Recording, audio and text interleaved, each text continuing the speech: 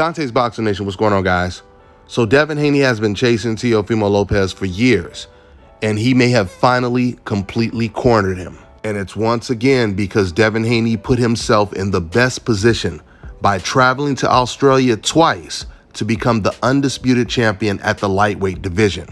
That's what got him the Lomachenko fight. He would have never got the Lomachenko fight if he never became undisputed and beat George Kambosos. And now Devin Haney is in position to completely corner Teofimo Lopez once again because he holds all of the belts at 135. But it's his WBO belt in particular that puts Devin Haney in a very powerful position to move straight up to another weight class and fight for the WBO title at 140 over anyone, over a mandatory or anyone.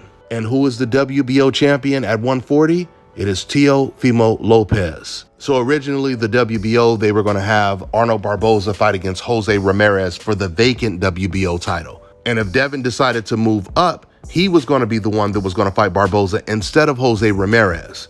But now, since Teofimo Lopez, he decided that he's not going to vacate the belt, which he was never planning on vacating the belt, obviously, Devin Haney is now in a position once again to force a title shot against champion Teofimo Lopez. And Teo is definitely feeling the pressure because he just came out and he responded to Devin Haney directly. And he said, yo, Devin Haney, since you were so quick to jump in the mix for my WBO championship belt, let's make the fight happen so the world can see who is about that action. But just when it looked like this fight may actually come to fruition and there won't be too many serious obstacles, all of a sudden, that's when Teofimo, he starts dropping the A-side bombs. He says, and no, you will not be the A-side. I hold the king title of the division as well, so don't run away, bitch. Now, first of all, let me just make this very clear. When Teofimo was going after Josh Taylor, he never told Josh Taylor, I have to be the A-side. He never even brought up money when it came to fighting him. He only brings up money when it comes to fighting against Devin Haney.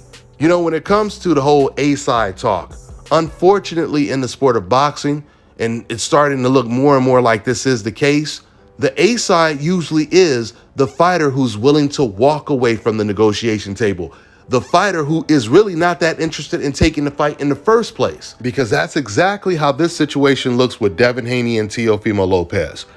We know that Devin Haney, he's been wanting this fight since day one.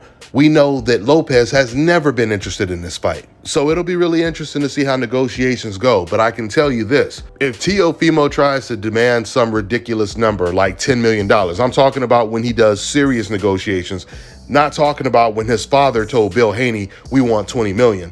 He knows that's not realistic. So even if, well, even 10 million is not realistic, but let's just say, if Teo does try to demand a number like $10 million and he's talking about, I'm not going below 10 million, and the fight doesn't happen because of that, then he's going to have a hard time justifying fighting some other guy for like $2 million, $2 million to $3 million, when you just demanded $10 million to fight Devin Haney. That's going to tell the whole story, and that's going to completely expose him. So there's going to be a lot of pressure put on Teofimo Lopez, is my point, if he tries to turn down this fight. Let's see how it all plays out. That's all I got for now, guys. I'm on to the next one.